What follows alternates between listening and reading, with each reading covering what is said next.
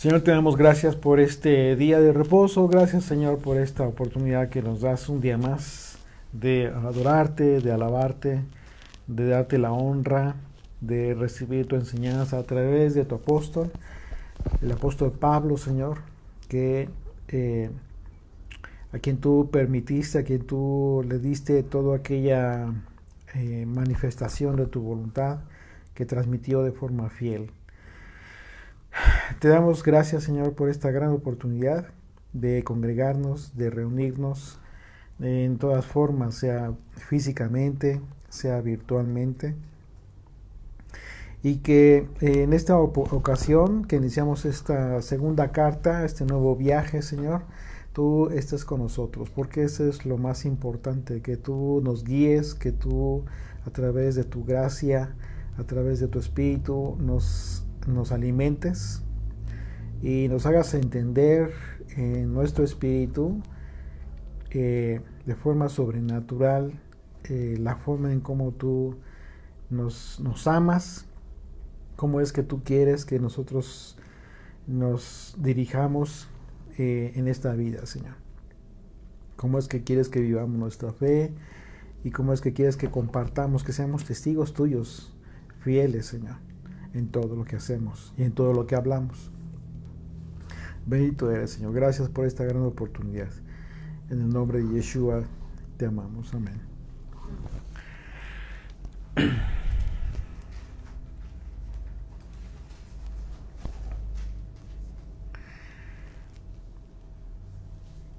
Primer capítulo de la segunda carta del apóstol Pablo a los Corintios. Este estudio lo titulamos El regalo de la consolación.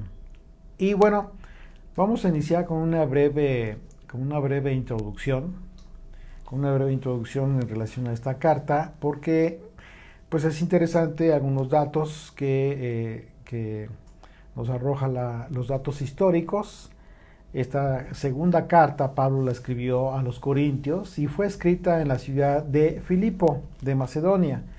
Y se piensa que fue escrita entre los años 55 al 57 aproximadamente después de Yeshua, durante el tercer viaje que tuvo el apóstol Pablo, su tercer viaje misionero. Y bueno, en las escrituras, esta carta, el apóstol Pablo se encuentra registrada como la segunda, pero si ustedes recuerdan, en la primera carta también analizamos este aspecto que en realidad, de acuerdo a la redacción, se entiende que hubo otras cartas y que por alguna razón solamente se escogieron estas dos en el canon bíblico. Así es de que parece que hubo otras cartas que Pablo envió a esta comunidad. Y Pablo, ¿por qué? Porque finalmente esta comunidad fue fundada por Pablo en su viaje que tuvo a esta ciudad. Y esto se describe precisamente ahí en el capítulo 18 del libro de los Hechos. Entonces pueden ver cómo es que llegó ahí, conoció a Aquila, Priscila. Se describe cómo es que ellos trabajaban, se dedicaban a hacer tiendas, en fin. Y después de haberse creado esta comunidad de creyentes en la ciudad de Corinto, Pablo recibió algunas cartas de parte de los congregantes informándole acerca de algunos asuntos que estaban representando ya algunos problemas entre las relaciones de los creyentes ahí en Corinto, y en donde el apóstol Pablo, pues por supuesto que da respuesta, y de eso trata la primera carta de Pablo a los Corintios, en donde les da respuesta acerca de la forma en que los congregantes debían ellos resolver aquellos asuntos. Sin embargo,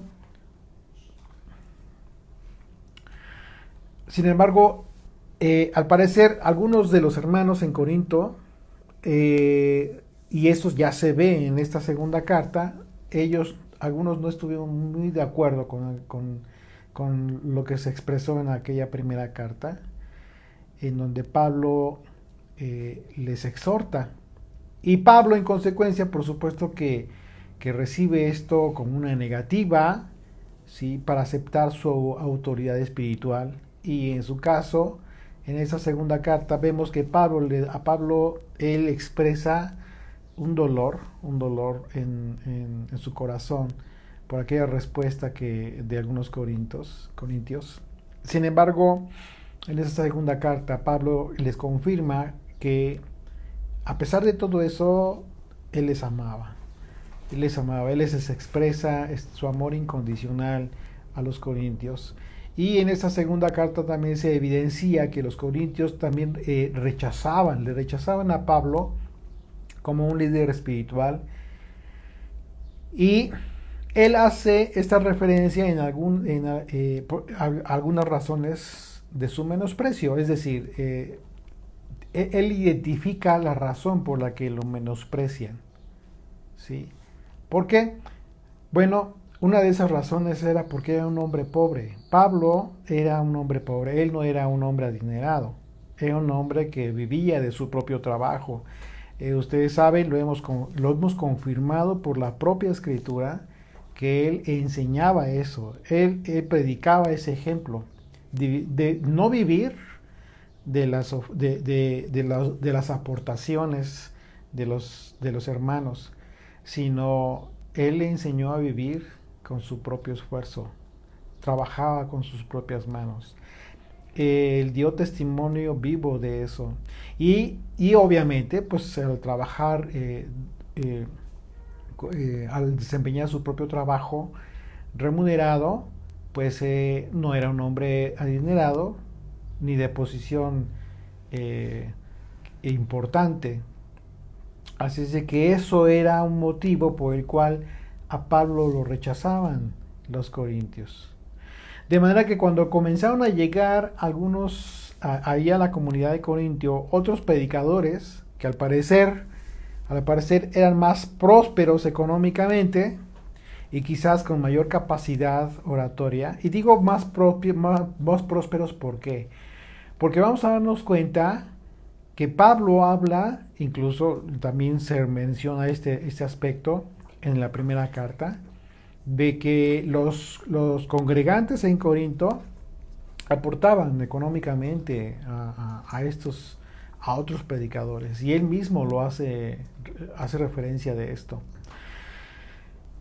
Entonces, obviamente, pues esto es algo que a través de los siglos ha persistido y continúa hoy en día. Hoy en día, pues ustedes lo saben, ustedes han sido víctimas o hemos sido víctimas de toda esa mala práctica antibíblica, de haber malentendido las palabras, el sentido correcto del maestro y de los propios apóstoles acerca de vivir del evangelio. No entendieron a conveniencia propia y siguen sin entender a conveniencia, a pesar de que escuchen voces que digan el sentido correcto de aquellas palabras, no les importa.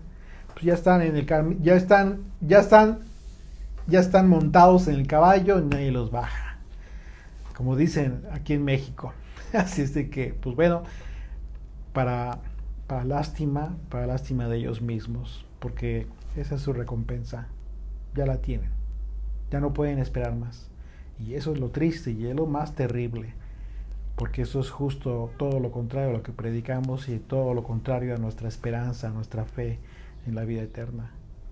Pero bueno, como estamos viendo, desde aquel entonces se daban estas prácticas y por supuesto, pues los corintios embelesados con toda aquellos más prósperos predicadores, en apariencia incluso, quizás mejores oradores, gente más preparada en ese sentido, porque se dice incluso que el apóstol Pablo no era un muy buen orador, que digamos. No era muy diestro en ese sentido, era un hombre, si nosotros leemos sus cartas, ¿no? Y podemos ver que impresionante, pero no es lo mismo. No es lo mismo que tú escribas cuando tú te expresas delante de las personas. Son situaciones distintas. Y al parecer se dice que el apóstol Pablo no era muy hábil en la oratoria. Así es de que, Pues bueno, se dice, se expresa, y ustedes se van a dar cuenta en esta carta, se van a dar cuenta cómo es que Pablo hace mención de esto, de que él lo menospreciaban por estas razones.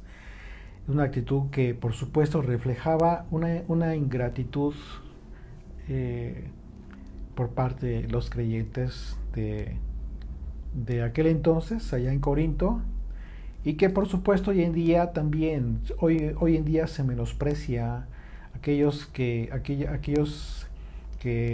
quizás no son tan hábiles, ¿no?, en la oratoria como otras personas, pero vamos a darnos cuenta, Pablo nos va a enseñar aquí en esta carta que cuando las personas han entendido la identidad de Jesucristo, su propósito cumplido, y el propósito que tuvieron los apóstoles y el propósito que continúan teniendo todos aquellos que difunden el Evangelio de Jesucristo, el verdadero propósito, todos aquellos aspectos que embelezan a las gentes, realmente no tienen ningún valor, no son nubes con agua.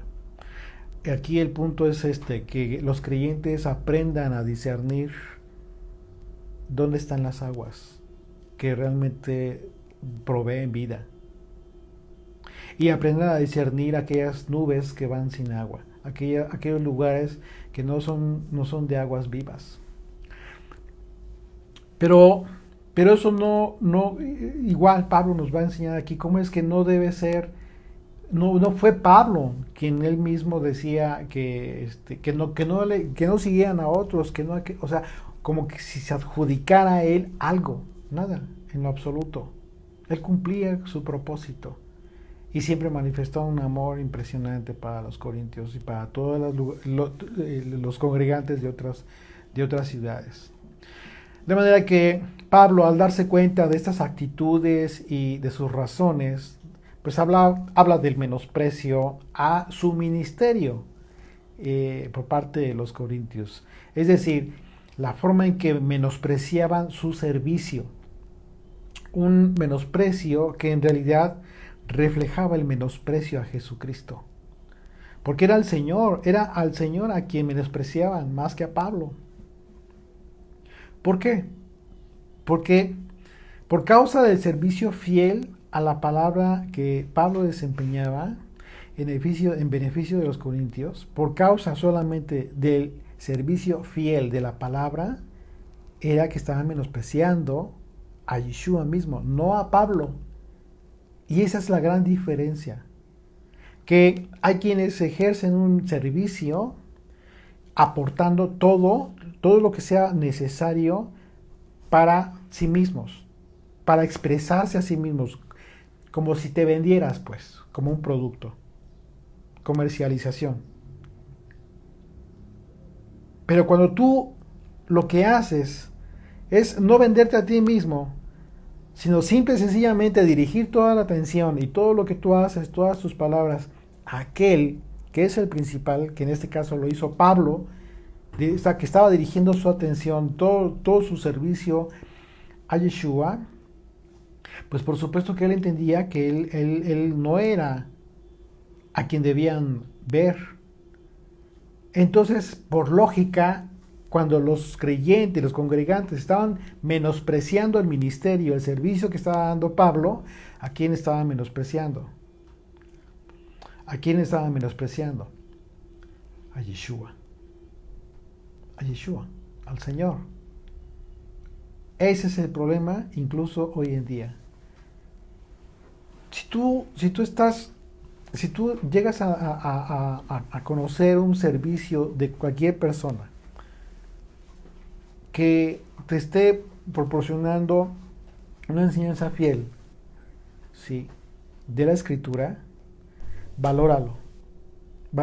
¿Por qué? Porque eso es precisamente lo que quiere el Señor, la gratitud para con la palabra fiel. Pero si tú lo que haces, como sucede hoy en día, que le están dando más valor a aquello que no tiene nada que ver con la palabra de Dios, sino que que como vamos a verlo después con Gálatas, cuando Pablo les dice, Gálatas insensatos, ¿quién los embelezó? ¿Quién los fascinó para alejarse de la verdad? ¿Por qué dijo eso en aquella ocasión Pablo? Por las mismas razones que hoy está sucediendo. ¿Cómo es posible? ¿Cómo es posible que hoy puede decir cualquiera, cómo es posible que muchos se embelezan, se engolosinan, se fascinan con todo el tema de un pueblo hoy en día que aborrece a aquel que tú dices que amas? Hay una contradicción totalmente impresionante en eso. ¿Por qué es una contradicción impresionante? Porque estamos hablando de un aspecto espiritual, no de un aspecto práctico. El aspecto práctico, al final de cuentas, es ya la expresión de lo que tienes en tu corazón. Pero en el aspecto espiritual se da una contradicción totalmente impresionante. Porque una enseñanza que deriva de aquellos que aborrecen al Hijo de Dios hoy en día tiene un contexto espiritual y unas consecuencias espirituales también. Así es de que eso es lo importante de aquí, que nos va a hablar el apóstol Pablo. De que llegó el momento en que Pablo entendió que los corintios estaban menospreciando el servicio que él estaba dando. Y recordemos que el apóstol Pablo, él fue apóstol, apóstol enviado por Jesucristo, porque a él se le apareció resucitado. Así es que imagínense, en contraste de todos aquellos líderes religiosos que estaban, que de forma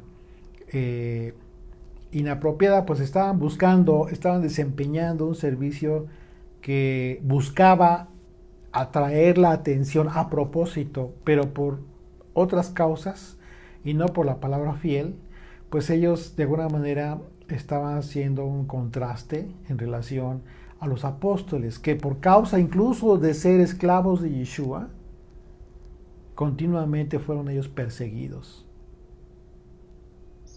La enseñanza de Pablo, que confirma su propio ministerio, es que todo trabajo de un siervo fiel, de un siervo de Yeshua, debe apuntar a todo y por todo a Yeshua. Y no para sí mismos. En eso radica el ser un esclavo de Jesucristo. Sin embargo, los corintios llegaron a tal grado de su ingratitud que le pidieron a Pablo, fíjense nada más, llegaron al grado de pedirle a Pablo cartas para confirmar si tenía autoridad para desempeñar su ministerio. Cobertura. Esto resultó tan ridículo que en la respuesta que Pablo da en esta segunda carta, les dice, ustedes son mis cartas. Ustedes son mis cartas. ¿Por qué se los dijo? Porque él creó esa comunidad, él fundó esa comunidad. La comunidad de Corinto no existía hasta que Pablo la fundó, inició. Y llegaron a grado de pedirle a Pablo eso. O sea, imagínense. Hoy en día, ¿qué es lo que sucede con muchas personas? Quieren ver, a ver cuántos estudios teológicos tienes, de qué escuelas, etcétera, tantas cosas que igual sucede lo mismo.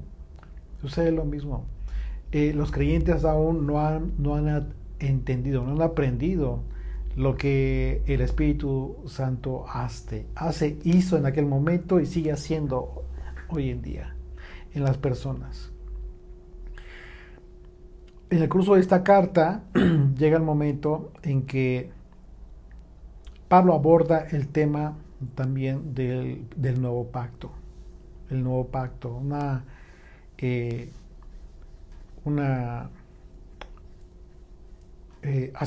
incluso él llega a hacer una comparación del pacto que Dios hizo con los hebreos a la salida de Egipto, con el nuevo pacto confirmado por Yeshua a través de la cruz. Y en esa comparación Pablo expone las circunstancias que dificultaron cumplir el objetivo en su momento, el objetivo de la ley, el propósito de la ley en los hombres conforme al pacto que se dio en Sinaí. Y por otro lado, expone las ventajas que representa la confirmación del nuevo pacto, porque las reglas del nuevo pacto fueron establecidas nada menos que por el propio testimonio de Yeshua, es decir, una forma de vida conforme a todo lo que representa la cruz, una forma de vida en cruz, una forma de vida en humildad, mansedumbre, sacrificio, servicio, etc. De manera que a pesar de que el ministerio del apóstol Pablo estuvo identificado por la pobreza económica y por el sufrimiento en muchas ocasiones, siempre fue enfocado para el servicio de la comunidad de los corintios y de otras comunidades también que él mismo fundó. Y esto significa que esa manera de vivir del apóstol Pablo, en humildad, soportando el sufrimiento, soportando la pobreza, justo representó lo que expresa la cruz de Jesucristo. Así podemos entonces entender cuando Yeshua dijo: si alguno quiere venir en pos de mí, niéguese a sí mismo, tome su cruz y sígame. ¿Qué dijo el Señor? Cambia tu vida, cambia tus privilegios, cambia tu comodidad, cambia tu perspectiva de vida de super éxito aquí en este mundo, porque no vas a poder seguirme. ¿Cuántas veces te has encontrado con personas que batallan mucho? Te lo dicen incluso. Batallan mucho con sus propias vidas, con cumplir incluso sillas que quieren o han intentado abrazar el pacto con el Eterno. Ellos mismos te confiesan que se les ha complicado mucho. Pero la razón es obvia. Ellos no han tomado la decisión de cortar con este mundo. Y cortar con este mundo no significa que ya te olvides, ¿no? Que dejes tu trabajo, que dejes las responsabilidades, que te olvides no. De la perspectiva que tú en un momento dado tenías, de los objetivos que tenías de superación profesional, económica, material, etcétera, logros, etcétera, que decías, no, pues yo voy a hacer esto y aquello, el otro. Tuvo que haber llegado un momento ya en tu vida en que tuviste que haber hecho un alto total a todo eso, a toda esta perspectiva de vida que tú tenías. ¿Por causa de qué? Por causa de la vida eterna, por causa de tomar tu cruz y seguir a Jesucristo. Porque no puedes estar en las dos. Eso es un engaño que se sigue promoviendo por muchos ministerios. Muchos incluso ministerios de las llamadas raíces hebreas andan en eso. Gente que de alguna manera ha tenido la bendición de ser prósperos, de tener prosperidad económica, están siendo engañados por lobos con tal de sacar beneficio. Y les están engañando, lavándoles el cerebro, ¿sí? Haciéndoles creer que seguir por ese camino de prosperidad económica es lo que Jesucristo quiere. Porque les lavan el cerebro. Hay muchísimos pasajes que, desenfocados totalmente, sirven para eso. Dios es el dueño de la riqueza. Jesucristo es un rey. O sea, tantos conceptos que hay en las propias escrituras, pero que desenfocados totalmente, sirven precisamente para que muchos lobos estén desviando. Aquellos que en su corazón realmente quieren servir al Señor, pero que lamentablemente se han topado con gente así. Pero bueno, también hay que reconocer que también la culpa es de aquellos creyentes que no han querido madurar por ellos mismos, que no han querido tomar la responsabilidad espiritual de sus propias vidas y tomar decisiones en base a lo que el Espíritu de Dios diga y no en base a lo que el hombre o los amigos o aquel líder religioso, etcétera, como quieran llamarle, me diga. Lo que diga fulano, eso es. Lo que diga fulana, eso es. Y eso voy a hacer. ¡Qué error! El error más grande. Porque lo que debes hacer es justo lo que diga la palabra de Dios, lo que diga Dios a través de su escritura, lo que te diga el Espíritu de Dios a través de la influencia divina, pero basado obviamente por el conocimiento de la escritura. Un culto racional. Una de las pruebas de que los corintios en realidad aún no habían sido transformados en sus corazones quedó expuesta cuando llegó el tiempo en que fueran enviadas ya las contribuciones a los pobres de Jerusalén. ¿Te acuerdas que Pablo les pidió que se prepararan con esto? Pero los corintios no estaban preparados. No se les había, a ellos se les había pedido que se prepararan, pero no estaban preparados. Y claro que el problema no era el dinero. ¿Cuál era el problema? El corazón. El corazón que aún no había sido transformado en los corintios. Por causa de sus actitudes y no por causa de Dios. Conste. Porque Dios es el que tiene la voluntad. Por su voluntad somos transformados. Pero Él no te obliga. Así es de que por causa de las actitudes equivocadas, de una actitud espiritual errónea por parte de los corintios, en ellos aún no se estaba escribiendo la ley en su mente y en su corazón. Aún no habían sido transformados. Pablo concluye esta segunda carta a los corintios exhortándoles para que se examinen y se den cuenta de que al estar embelesados con predicaciones que les estaban enseñando otras personas, un evangelio diferente, en realidad eso demostraba que aún no habían ellos entendido la identidad de Yeshua. Y al constatar que los corintios no estaban llevando sus vidas con una transformación que deben ya haber experimentado en sus vidas, Pablo les recomienda que cambien de actitud. Que cambien de actitud para humillarse delante del Señor. Entonces lo que les dice, humíllense, porque lo que les está impidiendo ser convertidos es la soberbia, es la altivez que ya habían tomado ellos. Pablo enseña en esta carta que el propósito de la cruz es que las personas aprendan a tener vidas que van siendo transformadas conforme al conocimiento certero y fiel de la palabra de Dios.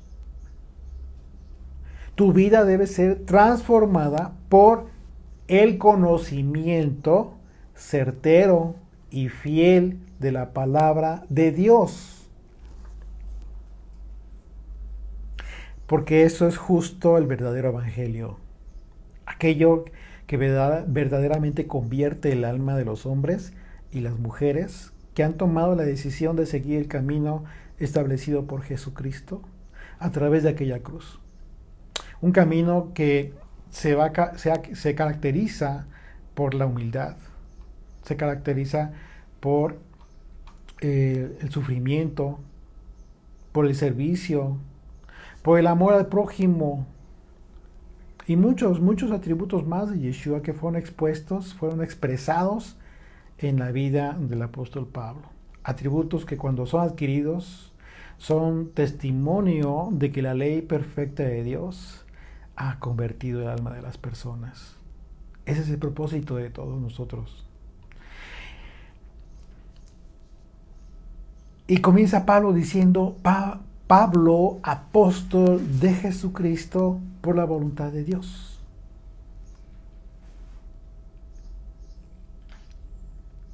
Este inicio del apóstol Pablo es impresionante. Después de haber, por eso la introducción, cómo es que recibe aquella respuesta de los corintios, no todos, pero muchos de ellos, que no estaban de acuerdo con lo que les había respondido en su primera carta. Pero le dice Pablo, apóstol de Jesucristo por la voluntad de Dios, y el hermano Timoteo, a la iglesia de Dios que está en Corinto, con todos los santos que están en toda Acaya, en toda aquella región. Pablo comienza la carta exponiendo la autoridad que le fue dada nada menos por Yeshua mismo. Y escribe con claridad que es apóstol por voluntad de Dios. Está dejando muy claro, Está dejando muy claro que no es porque se le ocurrió a él.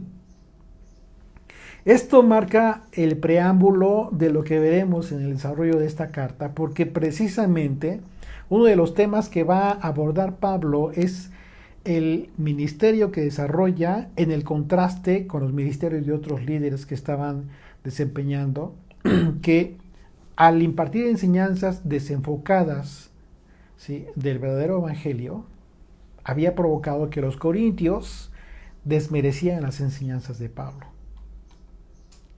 Y eso es muy fácil. Embelezar a la gente, maravillarla con muchas otras cosas ajenas a la palabra de Dios, eso es muy fácil.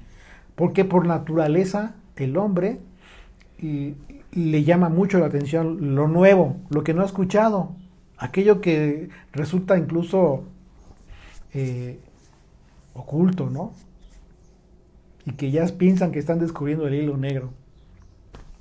Eso es natural, es una actitud natural en el hombre, en la mujer, y eso enseña, y eso es lo que estaba sucediendo con muchos predicadores de aquel entonces.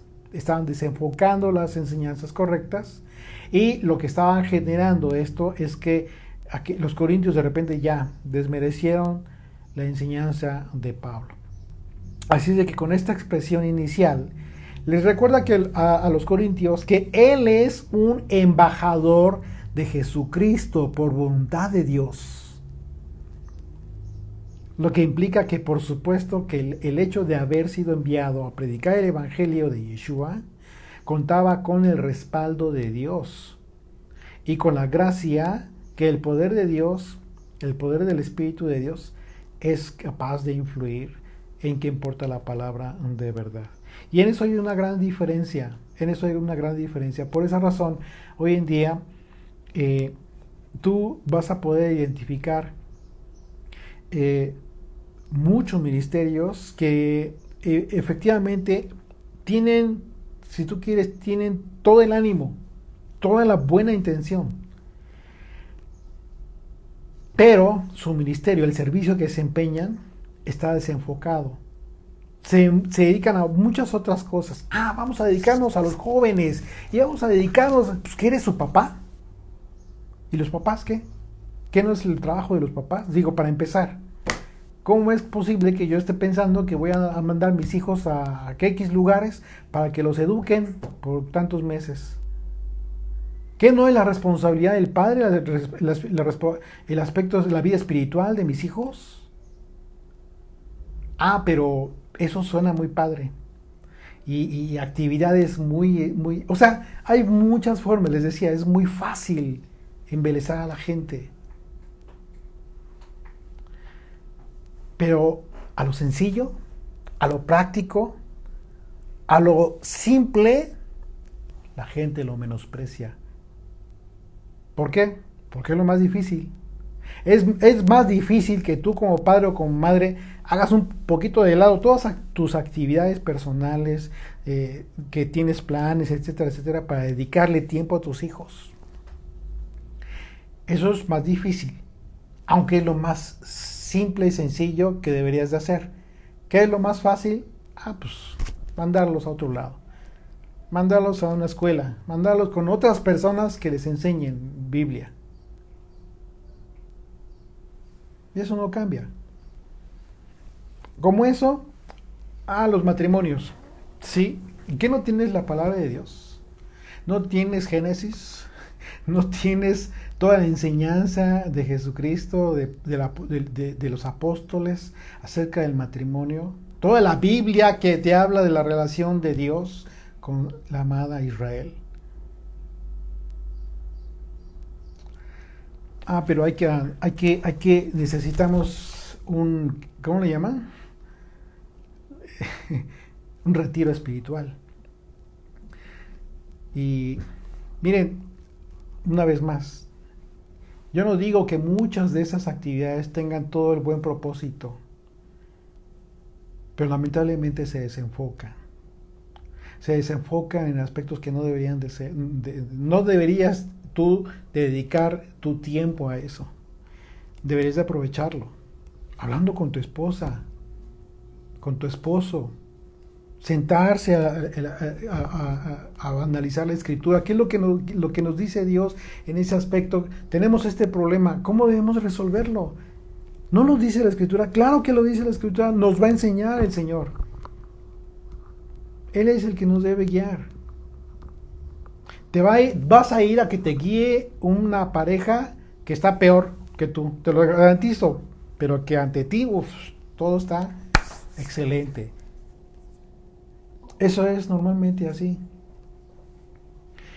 Una vez más, toda la buena intención, todo el buen ánimo que se tenga en todas esas actividades, no necesariamente es el propósito divino del servicio a la congregación, a la iglesia de Israel, a la iglesia del Señor. Porque los dones, recuerden, los dones de todos y cada uno de nosotros se han dado, pero una vez que se dan, también viene con el otorgamiento la manifestación del Espíritu de Dios que te hace entender de qué manera vas a servir, qué es lo que tienes que hacer, qué actividades vas a hacer. No, pero andas enfocándote en otras ondas. Y todo, lamentablemente, todo aquello que hace la gente, pues implica dinero, está metida la cuestión financiera y por supuesto las ganancias. Ya se convierte en una mercadería, un evangelio de mercado. Ese no es el evangelio de Jesucristo. Ese no es el evangelio de los apóstoles. Y eso lo único que demuestra es que al pueblo le falta estar más conectado con la lectura consciente de los evangelios y de las cartas del Nuevo Testamento. Olvídate si no puedes entender muy bien el Antiguo Testamento. Con eso, con que leas cómo vivieron, de qué manera enseñaron los apóstoles. Con eso es más que suficiente. Ya no te digo cómo vivió Jesucristo y lo que enseñó y lo que advirtió a aquellos que le querían seguir.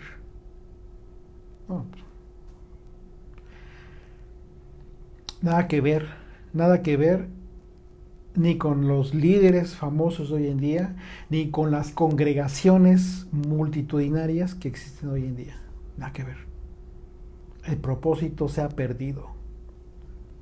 Entonces la invitación es a que regresemos a lo simple, amigos. Hay que regresar a lo sencillo. Hay que regresar a la palabra. Hay que regresar al verdadero sentido de tu vida como creyente. Toma la responsabilidad de tus hijos. Toma la responsabilidad de tu esposa. Tu esposa toma la responsabilidad de tu marido.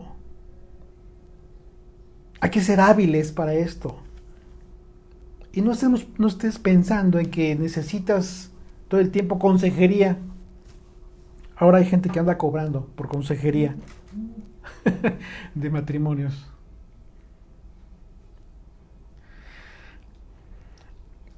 No te vayas con la impresión. Puedes ver parejas que quizás son muy exitosas en su matrimonio, pero realmente no las conoces. No las conoces, si no las conoces, no vives con ellos, realmente no sabes qué onda. Y esa es la gran verdad. Esa es la gran verdad. Por ejemplo, muchas personas piensan que mi esposa y yo somos como un super ejemplo. No es cierto. También tenemos problemas. Pero eso no significa que yo no ame a mi esposa y que no sea capaz de darlo todo por ella. Y ella también. Pero tendrías que vivir con nosotros para darte cuenta de qué manera resolvemos los problemas, ¿verdad?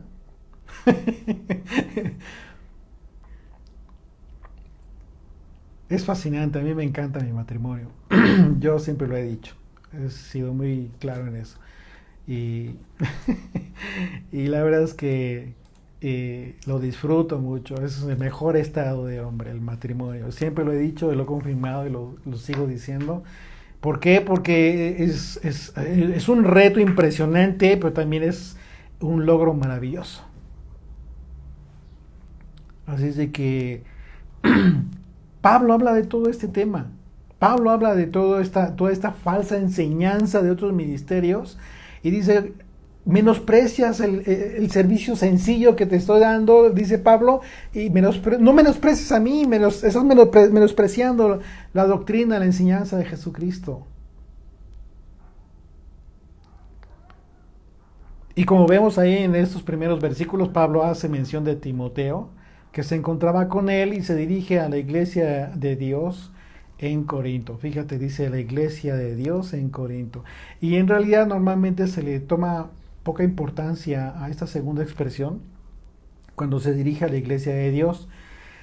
Sin embargo, estamos hablando de ese tema. Pablo manifiesta esta expresión cuán consciente siempre fue de que, muy a pesar de haber fundado esa iglesia, esa congregación, en Corinto jamás manifestó expresiones que hicieran sentir a las personas y a los congregantes que se debían a él, que era su congregación. Yo soy el fundador de este ministerio. Hoy en día hay gente que a mí como abogado me han consultado por problemas de los nombres de los ministerios, de sus ministerios. Se andan peleando por el nombre. ¿Tú por qué crees? Pues por la fama, ¿no? No hay otra. Los derechos de autor. Claro que yo conozco todo el tema. Soy abogado. Los libros que hemos estado publicando tienen derechos de autor. Y si alguien se los fusila, qué bueno. Y si tiene más éxito que yo, pues ese es el propósito.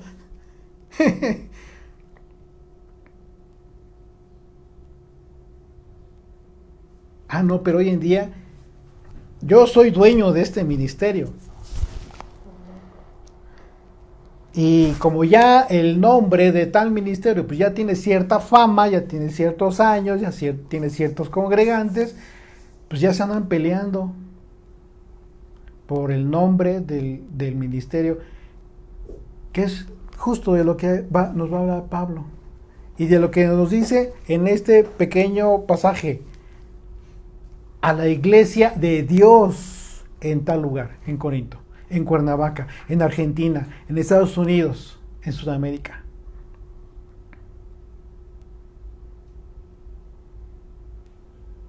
No era su iglesia. Nunca lo tomó así Pablo. ¿Cuánto debemos aprender de Pablo, de la sencillez de las escrituras? Por eso, cuando el hombre se dedica a querer aprender cosas que piensa que los demás no saben y quiere ser el primero en llegar, pierdes mucho, porque pierdes lo más sencillo, que es lo más importante, es el fundamento de tu fe.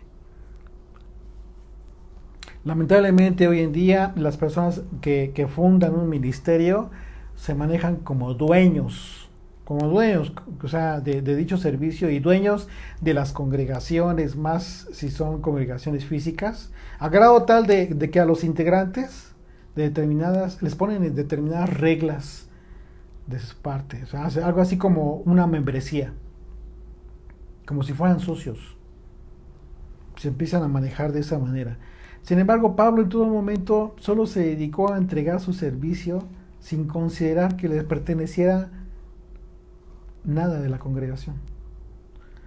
Solo una cosa: gloriarse en ellos. Pablo se gloriaba en los creyentes, pero por lo que les estaba dando, por los resultados que él mismo estaba viendo en muchos de ellos, en servirles.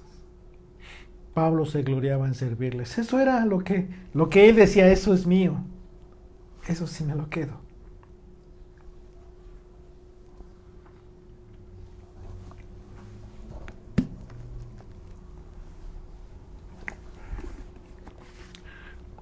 Y dice el verso 2: gracia y paz a vosotros de Dios nuestro Padre y del Señor Jesucristo.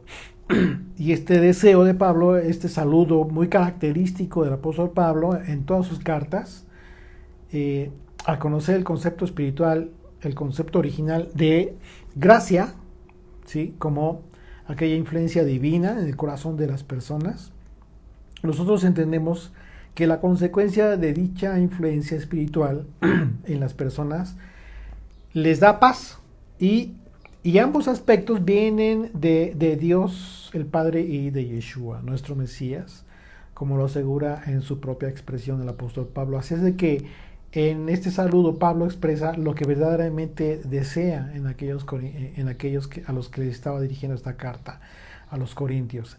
Y fíjate lo que dice el verso 3: bendito sea el Dios y Padre nuestro Señor Jesucristo. Y Padre de nuestro Señor Jesucristo, Padre de misericordias y Dios de toda consolación. Normalmente se leen estos versículos en los saludos de Pablo a las congregaciones. Y lo pasamos, ¿no? Y seguimos. Pero es muy importante las palabras que está diciendo el apóstol Pablo. Mira, aquí la palabra consolación es fundamental. La palabra consolación en el griego es la palabra paráclesis y se traduce como alentar, compasión que conforta, como una compasión que conforta, como ayuda. Y las palabras de Pablo cobran todo el sentido cuando reflexionamos en la condición en la que se encontraban en general los creyentes en Yeshua en aquella época, por causa de la persecución. Recordemos que estaban siendo perseguidos los creyentes en Yeshua. Así es de que el deseo de Pablo pues era que Dios fuese para los corintios una verdadera consolación. Pero Pablo está hablando también de profecías cumplidas, la ayuda en el Espíritu que todos necesitamos en tiempo de necesidad había llegado. Y Pablo se lo recuerda en este saludo. ¿Pero por qué? ¿Por causa de qué? Por causa del servicio que estaba dando en torno a la palabra de Dios. La palabra griega paráclesis, que es traducida como consolación. Y que en diversos textos del Nuevo Testamento tú puedes checarlo. Se habla del Consolador, por ejemplo, en referencia al Espíritu de Dios, que de forma sobrenatural es el que consuela. La palabra griega que se utiliza para consolador es la palabra parakletos y se traduce como intercesor o como abogado. Y fíjate qué interesante, porque dice Juan capítulo 14, a partir del verso 15, dice: si me amáis, guardad mis mandamientos, dijo Yeshua, y yo rogaré al Padre y os dará otro consolador. Dice otro, o sea que Él vino como consolación a Israel. Dice: y os dará otro consolador, para que esté con vosotros para siempre, y el Espíritu de verdad, el cual el mundo no puede recibir. Una vez más, y os dará otro consolador para que esté con vosotros para siempre. ¿Cuál era ese espíritu, este consolador? El Espíritu de verdad, el Espíritu Santo, el Espíritu de Dios, al cual el mundo no puede recibir, porque no le ve, ni le conoce. Pero vosotros le conocéis, porque mora con vosotros y estará en vosotros. Está hablando de los creyentes fieles. Un creyente infiel no puede verle, no le puede recibir. Por eso no hay conversión. Y es lo que estaba sucediendo con algunos corintios. Y resulta muy interesante que la misma palabra griega, parakletos, como acabamos de ver en este pasaje, se usa para describir a Yeshua mismo en su carácter de abogado. Y, por ejemplo, Primera de Juan, capítulo 2, verso 1, dice: hijitos míos, estas cosas os escribo para que no pequéis. Y si alguno hubiere pecado, abogado tenemos para con el Padre. Un parakletos tenemos para con el Padre, a Jesucristo mismo. De manera que, de acuerdo al contexto del pasaje que nosotros estemos analizando, es muy importante considerar en qué sentido se ha traducido la palabra parakletos. Entonces, esto significa que para quienes creen en la doctrina de la Trinidad, por ejemplo, pues esto representa un verdadero problema. ¿Por qué? Porque ya les resulta más difícil entonces identificar a quién se está refiriendo los textos de la Escritura cuando habla del Espíritu Santo como parakletos. Si al mismo tiempo esa misma palabra es la que se utiliza en el griego para identificar a Yeshua como el Hijo. Entonces, parakletos, ¿a quién se lo vas a adjudicar? Si crees en Dios Padre, Dios Hijo y Dios Espíritu Santo. O sea, simplemente no es así. Por eso dijo Yeshua, para que les mande otro consolador. Su espíritu. Exactamente, su espíritu. No es otro Dios. Así es de que este es un argumento más en contra de ese dogma relacionado con la Trinidad que sostiene la religión cristiana en general.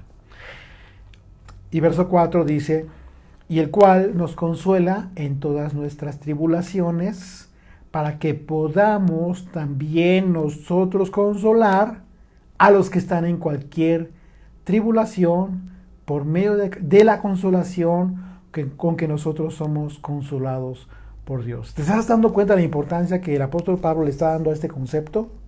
Consolación, el tiempo de la consolación. Entonces, es muy importante que consideremos un entendimiento correcto del concepto de consolación, y en ese sentido debemos considerar el contexto en el que se expone la palabra parakletos, que, como ya dijimos, se traduce como los atributos del Espíritu de Dios, la influencia divina para alentar, ¿sí? Pero también conforme a los atributos de Yeshua, como un intercesor, como un abogado. Y para confirmar nuestra convicción en estos casos, es muy sano entonces acudir al concepto bíblico original, es decir, al Antiguo Testamento. ¿Por qué? Porque recordemos que Pablo y los demás apóstoles siempre usaron las escrituras en su tiempo. ¿Y cuáles eran las escrituras en su tiempo? Pues el Antiguo Testamento. Entonces, al utilizar determinadas palabras específicas, al utilizar determinadas palabras específicas, Pablo está haciendo referencia al Antiguo Testamento, a las escrituras con que ellos tomaban. Entonces, en ese sentido, al aclarar el concepto hebreo de la palabra consolación, tendremos la oportunidad de conectar perfectamente la labor que cumple tanto el Espíritu Santo, ya por favor déjame usar, como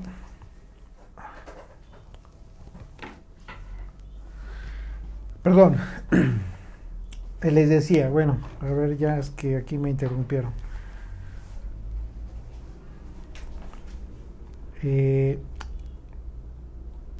Sí, bueno, perdón, les decía, me distraje, que es muy importante entonces entender este concepto y entender que Pablo está hablando en ese momento acerca de lo que él contaba, y al utilizar esta palabra y ser muy reiterativo en la palabra consolación, en el concepto de consolación, nos está diciendo algo muy claro a Pablo. ¿Por qué? Porque la palabra consolación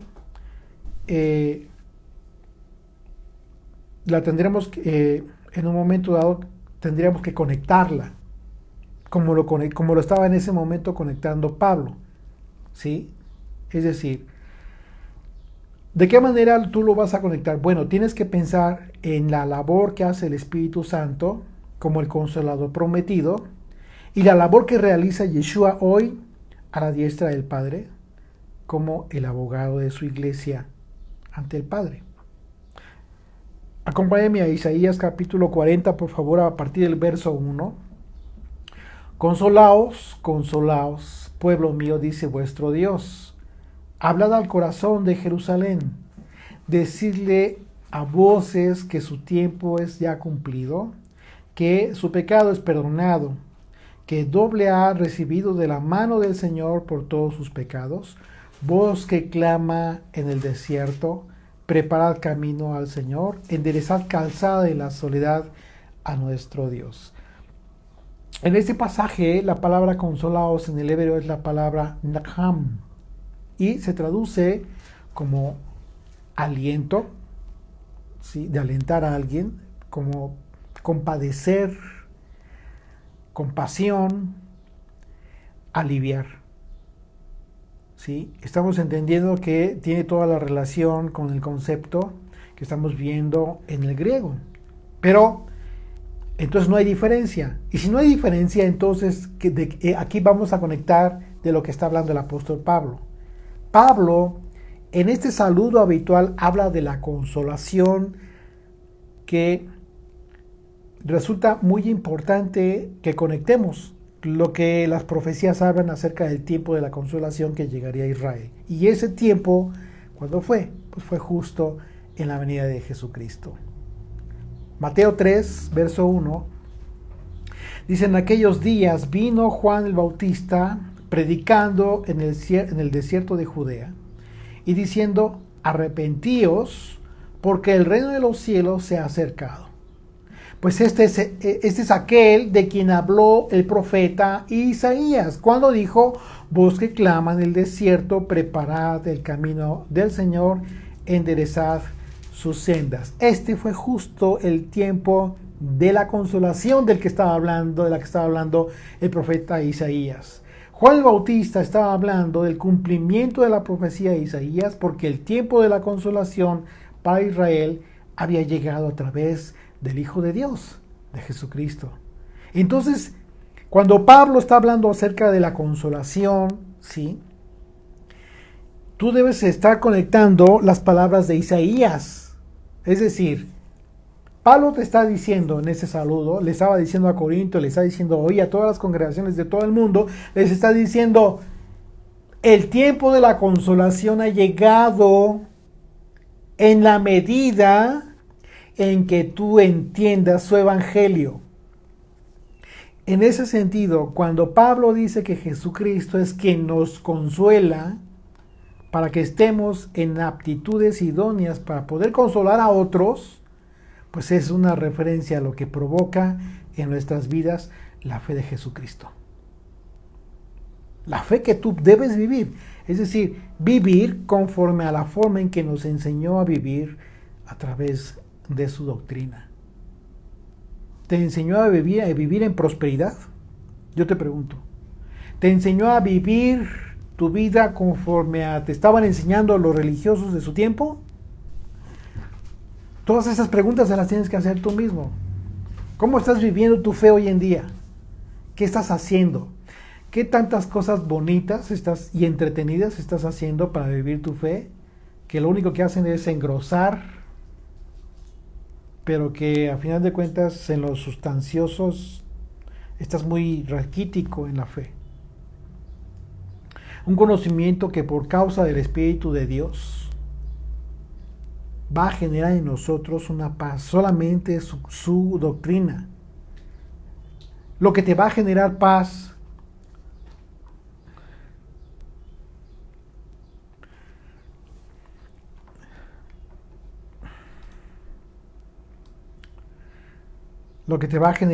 no es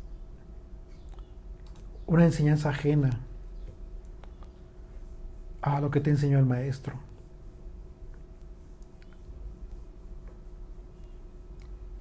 Lo que te va a generar paz es el conocimiento de su palabra.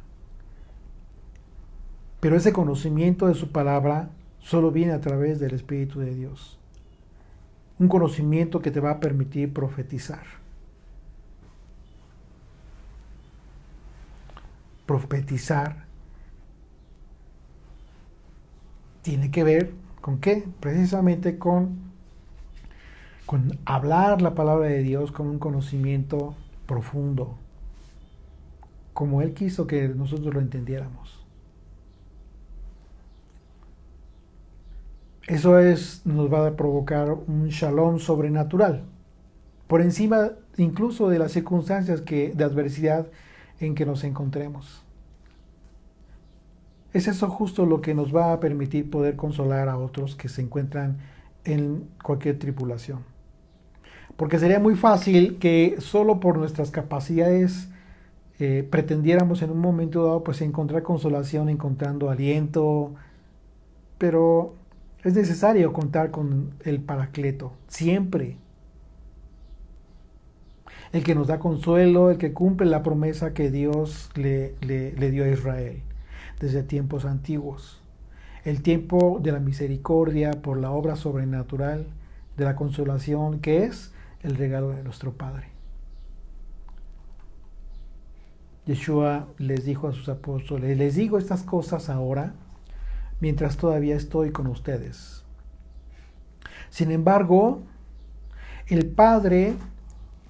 cuando el Padre envía al abogado defensor como mi representante, es decir, al Espíritu Santo, Él les enseñará todo y les recordará cada cosa que les he dicho.